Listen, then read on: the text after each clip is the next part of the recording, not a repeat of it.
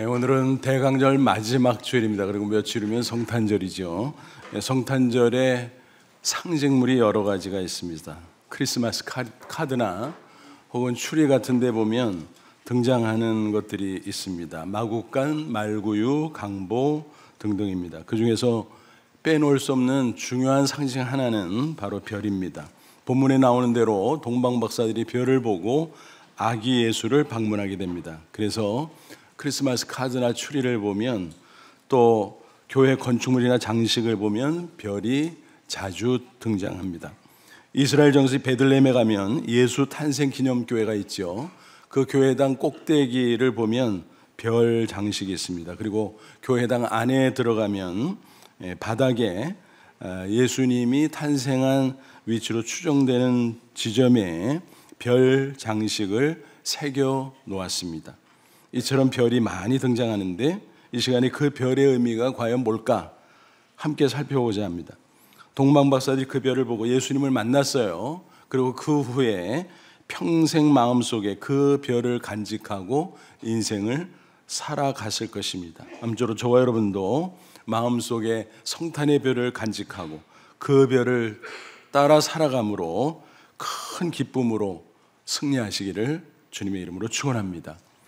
예수님께서 탄생할 즈음 동방박사 이상한 별 하나를 발견했어요. 유난히 크고 유난히 빛나는 별이었습니다. 그들이 살던 동방은 어디였을까? 많은 학자들의 연구한 바로는 바벨론이나 페르시아, 지금의 이라크와 이란에 해당되죠. 그 어디쯤이었을 것이다 라고 추정합니다.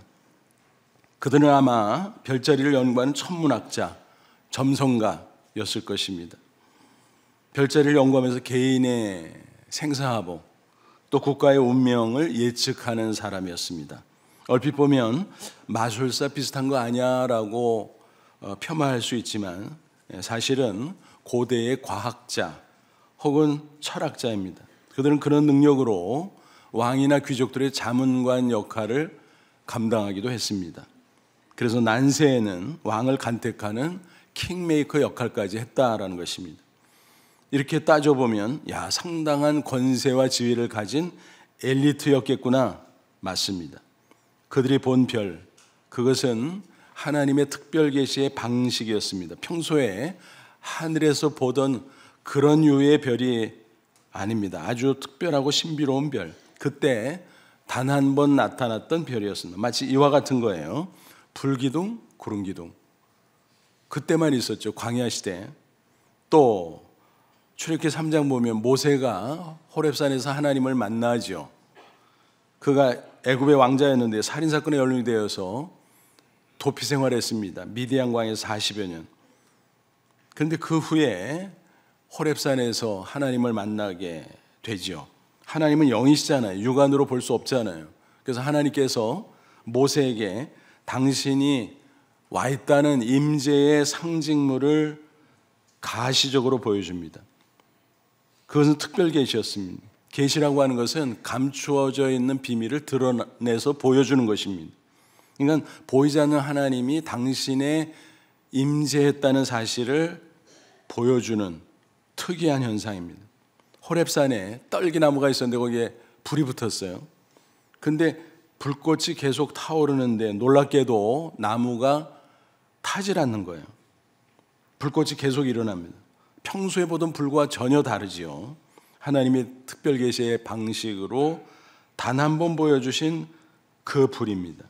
모세는 불꽃 가운데 하나님의 음성을 들었고 소명을 받아 출애굽의 지도자로 나서게 됩니다. 이처럼 성경이 완성되기 전까지 특별 계시의 다양한 방식들이 있었습니다. 예를 들면 환상, 꿈, 불, 소리, 구름 등등.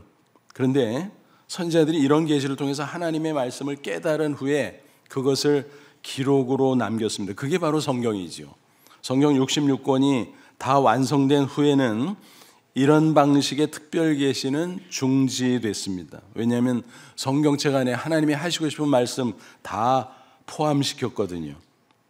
그러므로 지금 우리의 기준으로는 오직 성경 말씀만이 특별 계시의 기능을 한다. 그렇게 이해하시면 되겠습니다. 그러므로 동방박사들이 본 별, 우리에게는 존재할 필요도 없지요. 그 대신 성경 말씀이 있습니다. 또 성경 말씀을 깨우쳐주는 성령이 있습니다. 그러니까 우리에게 성탄의 별은 말씀과 성령, 이렇게 생각하시면 되겠습니다. 여러분 잘 생각해 보세요. 동방박사에 갑자기 나타난 별을 보고 야 신기하다고 무작정 따라 나섰겠습니까? 그렇지 않죠. 왜냐하면 거리가 2000km 훨씬 더 됐거든요. 가까운 거리도 아닌데 호기심으로 떠나요? 그건 있을 수 없죠. 예수님의 존재의 의미를 알고 따라 나섰다는 것입니다. 유다 백성이 잘 아시는 대로 바벨론 포로로 끌려갔잖아요. 그리고 바벨론 이후에 바사, 페르시아 이어지죠.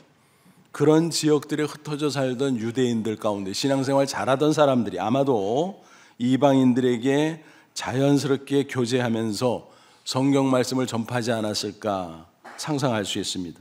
요즘처럼 성경책이 흔할 때는 아니었으니까 아마도 구전으로 몇 말씀씩 전했을 것입니다.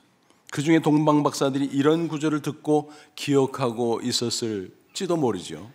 추정 가능합니다. 민수기 24장 17절 한 별이 야곱에게서 나오며, 별이, 야곱은 이스라엘 백성이에요. 그래서 이스라엘 백성 가운데 별이 나온다. 상징적 표현이죠.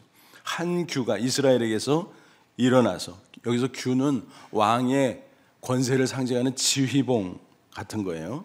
그러니까 규가 이스라엘에서 나온다, 별이 야곱에게서 나온다. 그 말은 이스라엘의 왕으로 메시아가 올 것이다, 그걸 예언한 겁니다. 그러니까 그 별은 곧 예수 그리스도를 가리킵니다. 이 말씀을 기억하고 있던 동방박사가 어느 날 이상한 별을 본 거예요.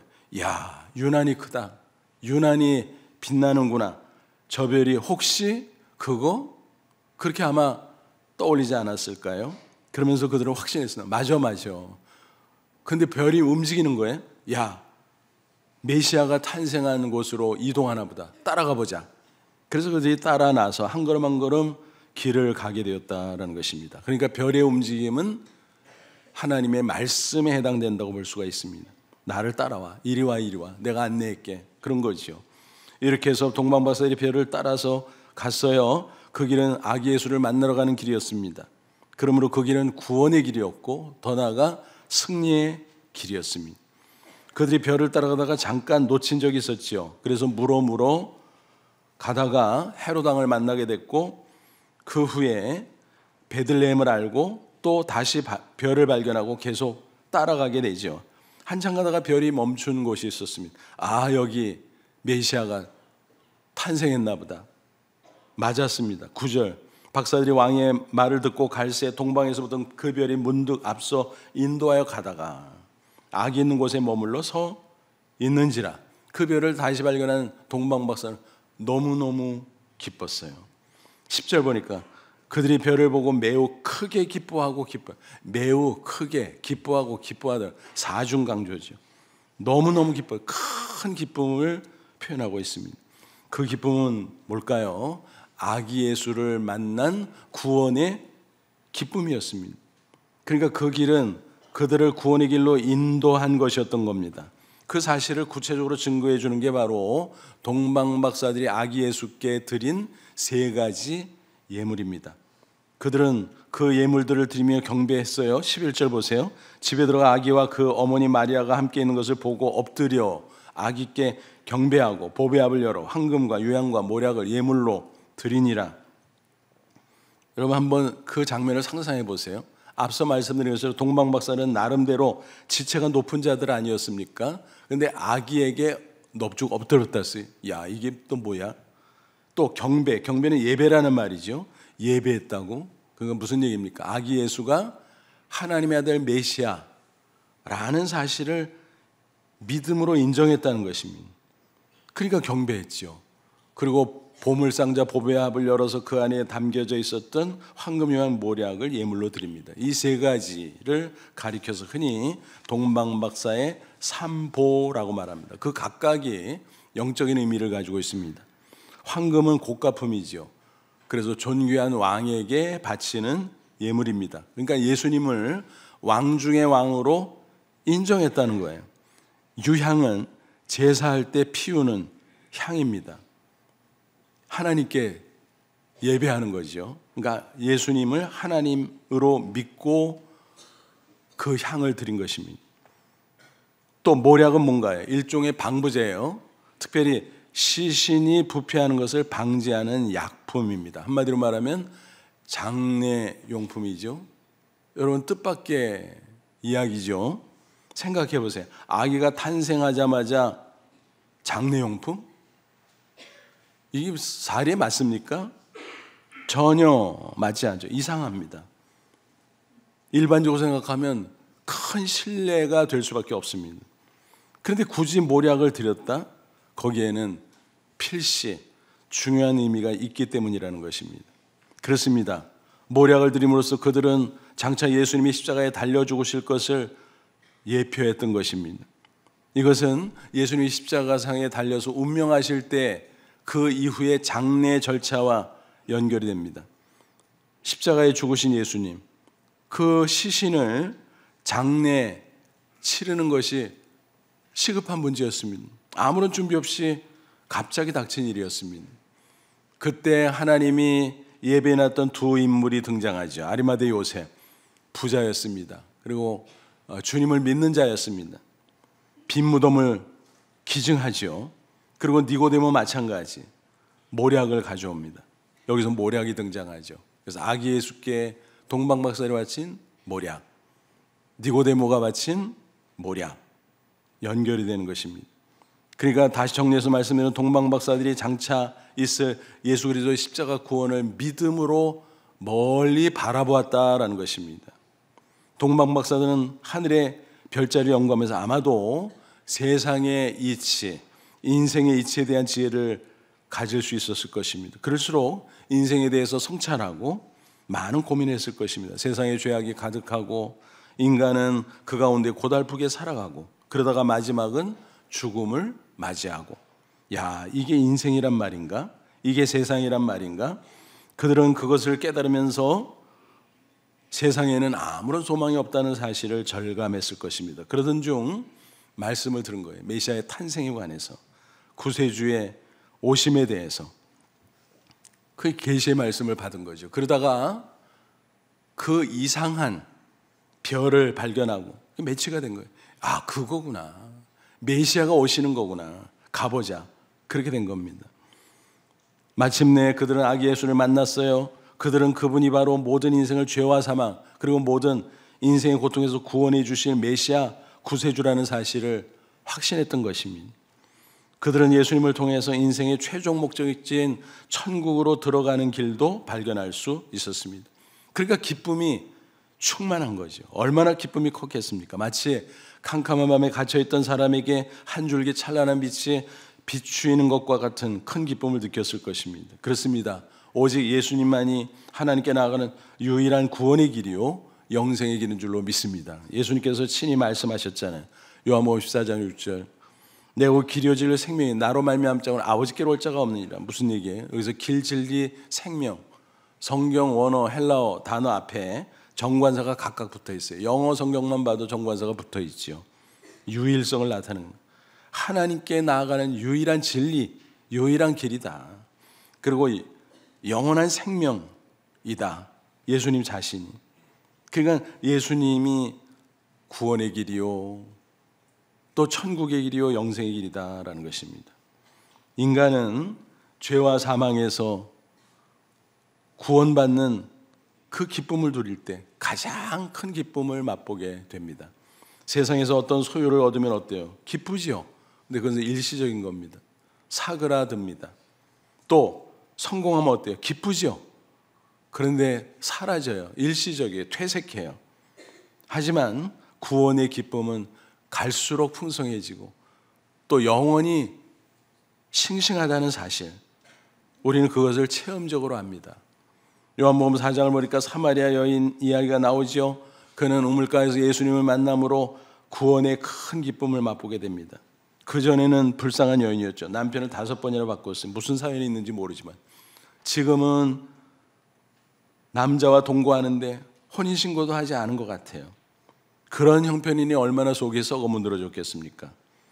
그러니 동네 사람들 앞에 나설 수 있었겠습니까?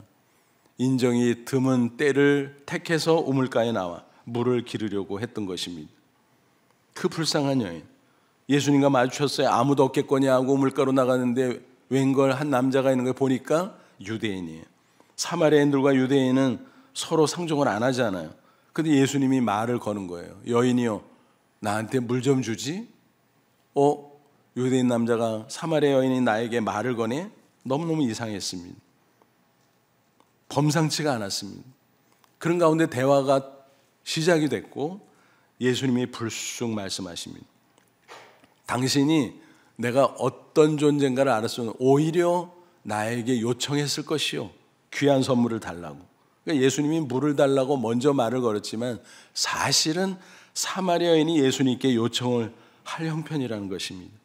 그러면서 예수님께서 뭐라고 말씀하셨어요? 요한복음 4장 13, 14절, 이 물을 마신 자마다 다시 목마르려니와 내가 주는 물을 마신 자는 영원히 목마르지 아니하리. 내가 주는 물을 그 속에서 영생하도록 솟아나는 샘물이 되리라. 뭐예요? 우물물을 길어다 마시겠지만 육신을 위해서 필요하죠. 그러나 이인에 다시 목마르게 된다. 불만족스럽다는 것을 의미하는 것입니다. 그 반면 예수님께서 주시는 생명수가 있다는 것입니다. 그것을 마시면 영혼 가운데 샘물이 되어서 거기서 그 영생수가 계속 솟아나고 흐르고 넘치게 된다라고 하는 것입니다. 그게 바로 영생의 기쁨인 것입니다. 그 여인은 주님과 만나 말씀을 듣는 가운데 성령의 놀라운 역사로 구원의 기쁨을 경험했습니다. 흥분해서, 야, 이게 뭐지? 설명할 수 없는 큰 기쁨이 자기의 영혼에 흐르고 넘치는 것을 체험했던 것입니다.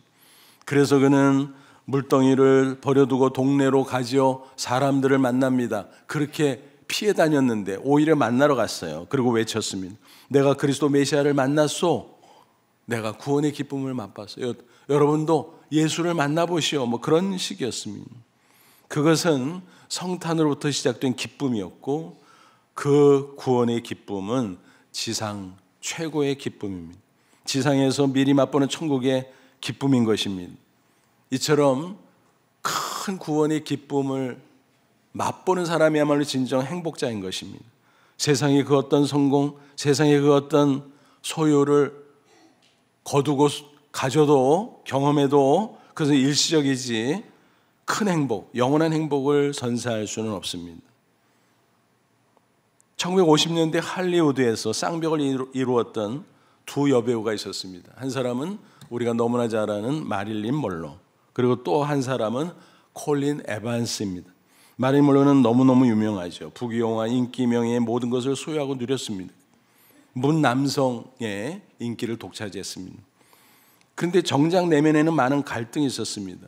고독과 허무가 가득했습니다.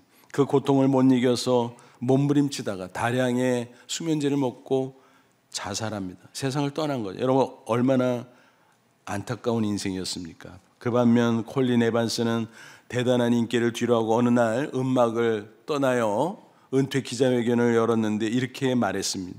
저는 깊은 사랑에 빠졌습니다.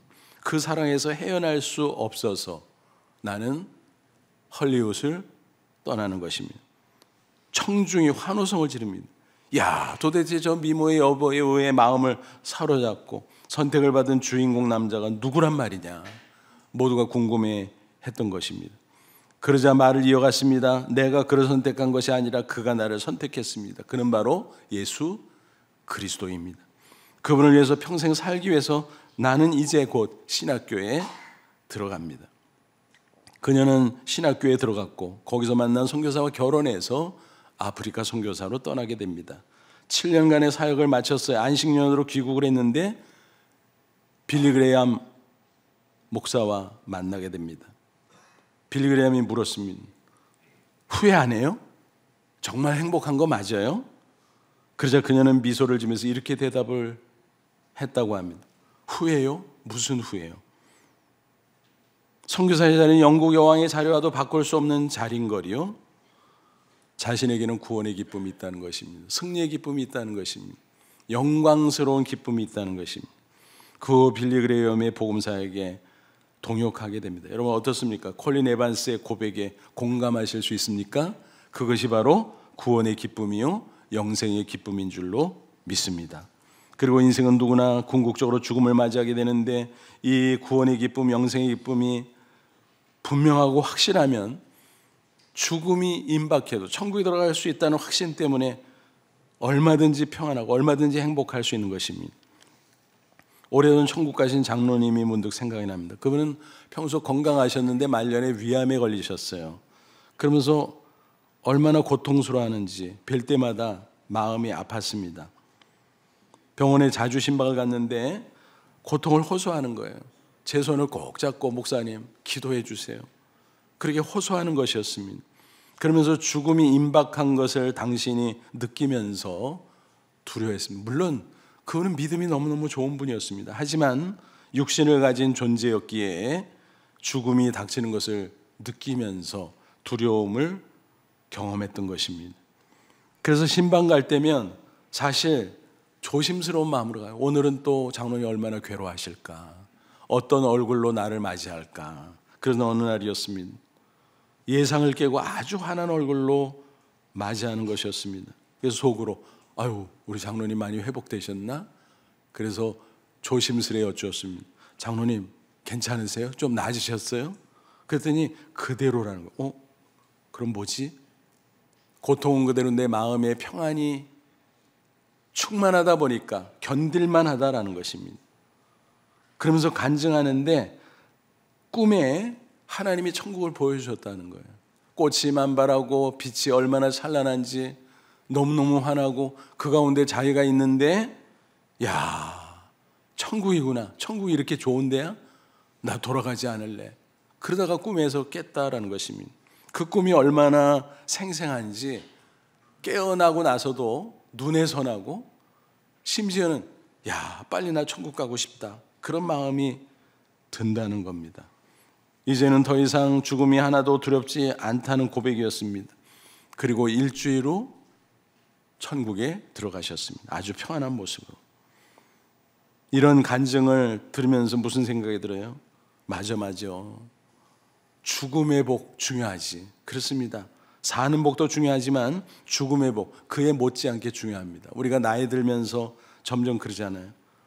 옆에서 이렇게 보면 아픈 사람 보고 또 임종을 맞이하는 분 보고 그러면 야 나도 저렇게 되겠지, 난 어떨까, 그런 상상을 저절로 하게 되잖아요. 그런 순간이 나에게 닥쳐온다고 할지라도 평안하게 천국의 확신으로 끝까지, 그리고 끝내 평안한 모습으로 천국에 들어갈 수 있다면 얼마나 좋을까요? 여러분 그게 큰 행복 아니겠습니까? 사탄은 이런 구원의 큰 기쁨을 너무너무 잘 알기에 이론적으로 교묘하게 성탄절에서 예수님을 빼버리려고 길을 쓰는 것입니다. 가지각색. 그래서 사람들이 성탄절에 예수님 빼고 환락에 빠지도록 해요. 어린아이들은 산타 할아버지, 사실은 신실한 크리스찬 선행을 한 분인데 그 이야기는 쏙 빼고 선물이나 나눠주는 그런 할아버지쯤으로 치부하게 됩니다. 그러다 보니까 예수님이 빠져버리는 거예요.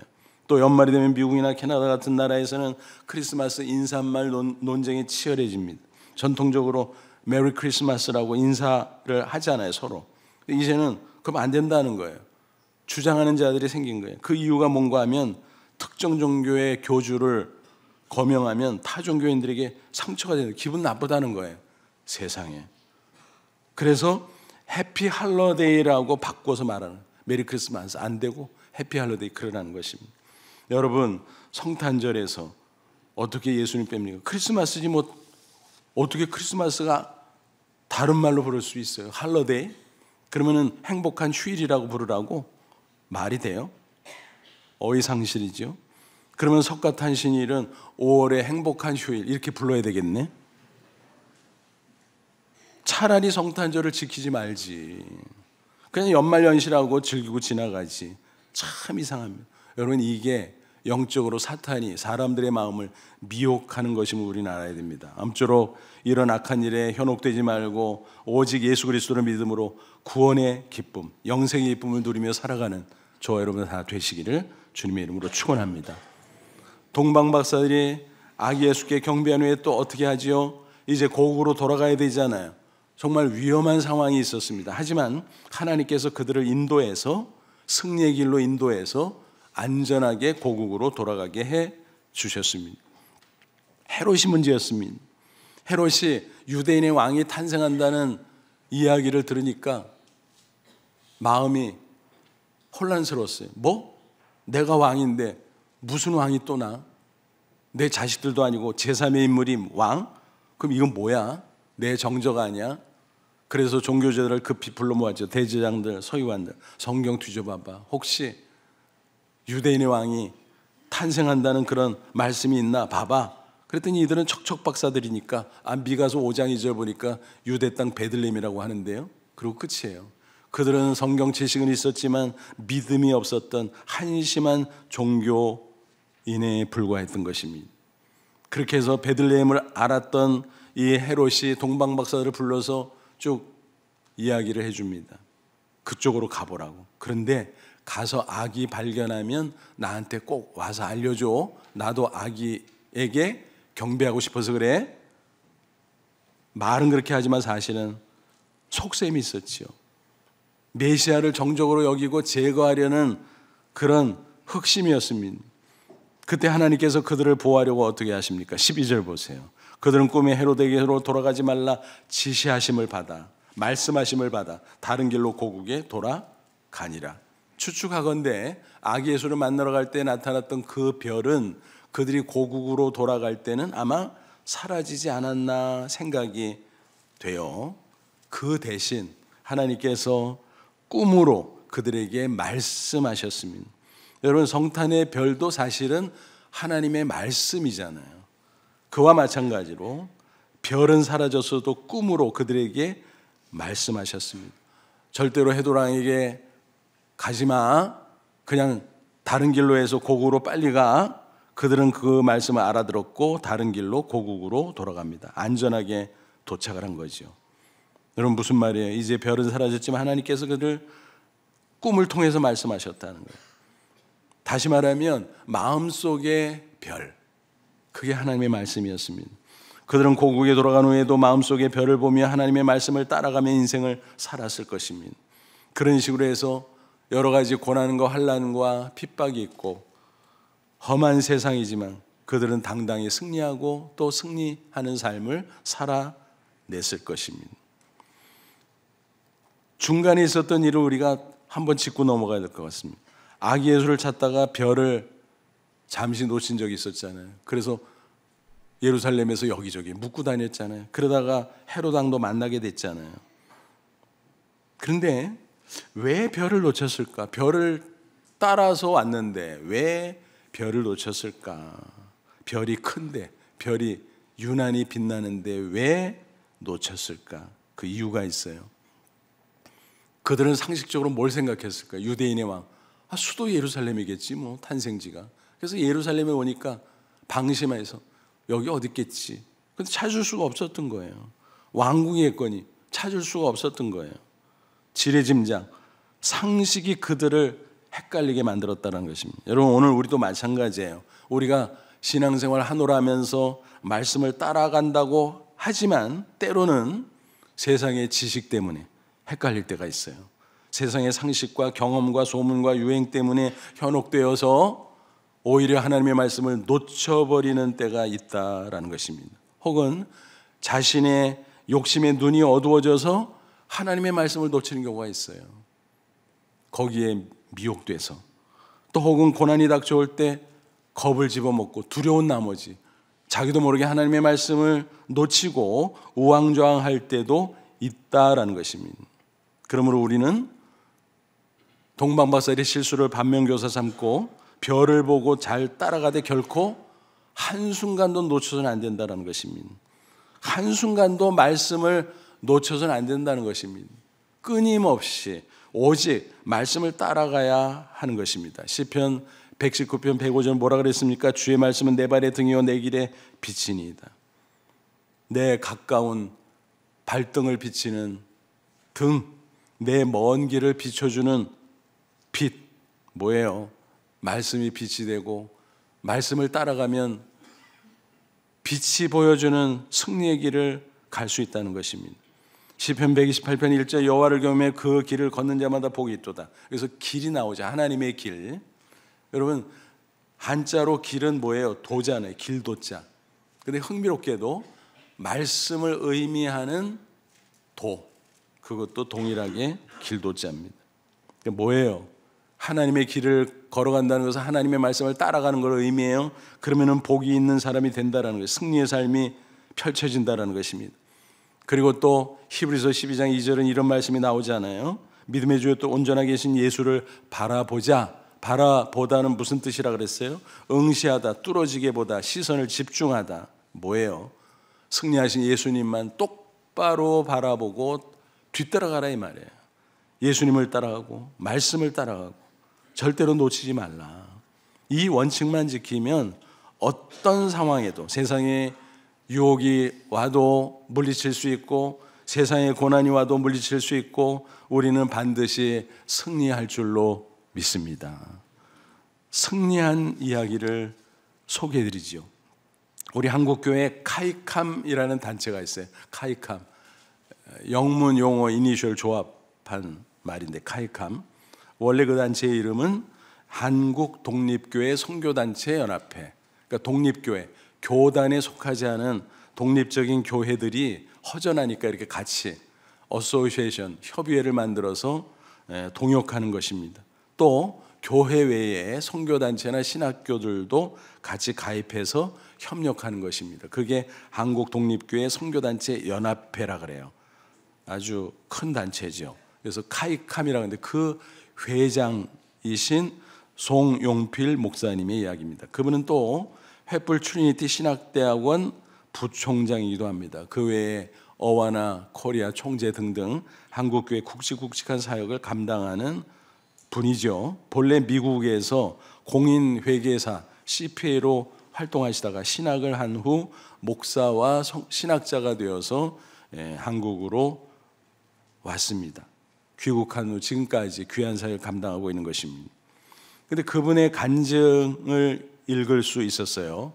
그랬더니 겉으로 볼 때 야 화려하다, 이력도 대단하고 그렇게만 생각했는데 그 이면을 보니까 고난이 많은 분이었습니다. 본래 함경남도 출신으로 6.25 때 피난 내려온 분이었어요.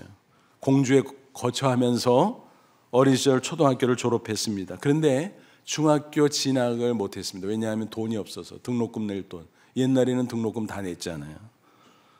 근데 너무너무 마음이 괴로웠습니다. 왜냐하면 어린 마음에도 내가 여기서 끝낼 수는 없는데, 여기서 주저앉을 수 없는데, 그러다가 무작정 상경을 결행합니다. 기차를 탔어요. 서울로 근데 잘못 내린 거예요. 알고 보니까 수원에 내린 거예요. 수원에. 서울까지 가지 못하고. 누가 아는 사람이 있어요. 도와줄 리가 없잖아요. 고립무원이지요. 그래서 여기저기 배회하는데 너무너무 배가 고픈 거예요. 얼굴이 거지 꼴이었겠지요. 지나가던 한 사람이 야, 너 배고프구나. 이리 따라와봐. 먹을 거 줄게. 야, 이렇게 고마운 사람을 만났네 하고 따라갔는데 알고 보니까 소매치기 소굴이었습니다. 큰일 났다 싶었습니다. 그래서 몰래 틈을 보다가 겨우 도망쳐 나왔습니다. 갈 데가 없었습니다. 여기저기 배회하다가 밤이 됐습니다. 어디서 자요?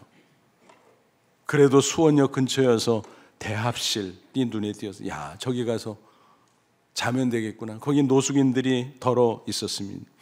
그래서 그곳에서 생활이 시작됐습니다. 할 게 뭐가 있겠어요? 구두 닦기를 하면서 얼마나 고생했는지. 근데 매일 보는 사람이 있었어요. 뭐냐면 그 철도 영무원들. 그분들을 보니까 멋있는 제복을 입고 야, 멋진 일을 하는 거예요. 나도 저렇게 되면 얼마나 좋을까? 될 수 있을까? 한 번은 조심스럽게 여쭤봤어요. 아저씨, 어떻게 하면 철도 영무원이 될 수 있어요? 그랬더니 철도고등학교 졸업하면 돼. 철도고등학교요? 그런 고등학교가 있는데 국비로 무료로 공부할 수 있어. 그래요? 너무너무 좋았습니다. 야, 이거구나. 내가 이거를 목표로 하면 되겠구나. 열심히 공부했습니다. 그래서 중졸 검정고시 통과됐어요. 이제 지원할 수 있어요. 지원했는데 세상에 나이가 너무 많아서 입학이 안 된다는 것입니다. 거부당하고 절망이었습니다. 그래서 너무너무 슬퍼서 정처 없이 여기저기 걷는데 멀리서 작은 불빛이 보이는 것이, 저게 뭘까? 자기도 모르게 따라갔습니다. 그랬더니 교회당이었어요. 십자가 불빛이었던 거예요. 목사님을 만나게 됩니다. 사정을 듣더니 아이고 안 됐구만. 그러면 우리 교회 종탑 쪽방 있는데 거기서 거처하면서 종치는 거 좀 하려나? 아유, 그러면 감지덕지 그 일을 시작했습니다. 그러다가 또 나중에 일이 잘 돼서 오산 미군 비행장 임시직 일자리를 얻었습니다. 열심히 일했습니다. 그러던 가운데 독실한 크리스찬 미군 대령을 만나게 됩니다. 교제하면서 귀여움을 받고, 그래서 은근히 기대했습니다. 야, 이분에게 내가 계속 잘 보이면 정규직 일자리를 얻을 수 있겠구나. 그런데 또 좌절이 됩니다. 그 대령은 본국의 소환을 받고 훌쩍 떠나버린 겁니다. 너무 섭섭했습니다. 야, 내 인생은 이렇게 늘 좌절되는구나. 그래도 신앙이 생겼고 열심히 신앙생활했습니다. 그런 가운데 하나님의 놀라운 역사가 나타나기 시작합니다. 그 대령이 미국의 교회에서 간증하는 기회를 갖게 됩니다. 그러면서 한국에 있을 때 이러고 저러고 하다가 한국 아이를 소개했습니다. 근데 그 자리에 성도 가운데 한 할머니가 계셨어요. 예배가 끝났는데 다가오더니 그 아이 나한테 연결해 줘요. 내가 후원하겠어요. 내가 공부시키겠습니다. 그래서 공부길이 열리게 됐다는 것입니다. 그래서 대학 졸업할 때까지 후원을 받게 되는데 할머니가 연로하셔서 이제 세상을 떠나게 되잖아요. 그래서 유언을 남깁니다. 자녀들에게 그 아이 공부하고 싶은 데까지 끝까지 후원해 줘라, 내 대신. 자녀들이 그 약속을 또 지켰어요. 그래서 대학을 졸업한 이후에 미국으로 초청했고 대학원을 졸업하게 됐고, 그래서 공인회계사로 일할 수 있게 됐다는 것입니다. 그러던 중에 소명을 받은 겁니다. 신학교를 입학하고 목사가 되고 신학자가 되고 여러 사역들을 감당하는데 문득 그 생각이 있는데, 내가 북한 출신인데 북한 주민들이 얼마나 불쌍하냐. 가난하고 무지하고 특별히 복음을 듣지 못하고 북한 선교의 비전을 품게 됐습니다. 그래서 귀국을 단행했습니다. 물론 북한 선교는 제한적이라 많은 사역을 할 수 없었지만 그 일을 계기로 한국교회의 굵직굵직한 사역을 감당하면서 기여하게 되었다라고 하는 간증입니다.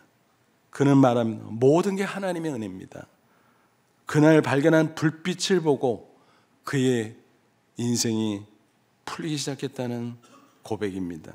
그 십자가 불빛은 그에게 있어서 마치 동방박사가 봤던 성탄의 별과 같은 것이었습니다. 그는 때때로 힘들 때 이렇게 한탄했다는 겁니다. 나 같은 인생에도 좋은 날이 올까? 그런 날이 있겠어? 그런데 하나님의 말씀을 따라 살다 보니까 좋은 날이 왔다는 것입니다. 야, 나에게도 좋은 날이 이렇게 오는구나. 예수님을 믿게 되고 구원을 받게 되고, 그리고 험한 세상이지만 내가 승리하게 되고 구원의 길, 승리의 길이 활짝활짝 열리게 되었다는 것입니다. 여러분, 오늘 동방박사 이루은 성탄의 별은 더 이상 존재하지 않습니다. 그것은 아기 예수 탄생을 알려주는 단 한 번의 특별 계시의 표적이었습니다. 하지만 그와 같은, 아니 그보다 더 좋은 것을 하나님께서 우리에게 주셨습니다. 이미 말씀 것처럼 우리 마음속에 주신 성령, 그리고 말씀입니다. 성령의 감동으로 말씀의 인도를 우리는 받을 수 있는 것입니다. 그 가운데 구원을 받을 수 있고 험한 세상에서 얼마든지 승리할 수 있게 된 것입니다. 아무쪼록 동방박사들처럼 정결한 마음으로, 깨끗한 마음으로 하나님의 말씀과 성령의 인도를 받으십시오. 그래서 예수님을 만나고 구원의 기쁨, 승리의 기쁨을 맛보시기 바랍니다. 부디 동방박사들이 누렸던 그 큰 기쁨을 누리며 아름다운 인생을 살아가는 저와 여러분 다 되시기를 주님의 이름으로 축원합니다. 기도하겠습니다. 이 말씀 붙잡고 기도하자. 하나님, 그렇습니다. 동방박사들이 보고 따라서 갔던 그 성탄의 별, 내 마음속에 성령으로 주심을 감사합니다. 말씀으로 주심을 감사합니다. 나도 성탄의 별, 말씀과 성령을 따라가며 구원의 기쁨을 누리게 하옵소서. 험한 세상이지만 당당히 승리의 기쁨을 누리게 하옵소서. 그러다가 저 천국에 들어가는 저희들이 되길 원합니다. 주님, 이 성탄의 계절에 이 아름다운 신앙으로 우리를 더욱더 굳세게 하시고 이끌어 주옵소서. 다 같이 간절한 마음으로 기도합니다. 하나님 아버지, 은혜와 사랑을 진심으로 감사합니다. 이 시간 주의 말씀으로 우리를 격려하시고 깨우쳐 주심을 감사합니다. 성탄의 별을 보고 따라갔던 동방박사처럼 내 마음속에 주신 성령님, 내 마음속에 주신 하나님의 말씀을 따라가는 저희들, 그래서 구원의 기쁨, 승리의 기쁨을 맛보며 당당하게 살아가게 하시고 마침내 저 천국에 들어가는 저희들 다 되게 해 주시옵소서. 예수님의 이름으로 기도합나이다. 아멘.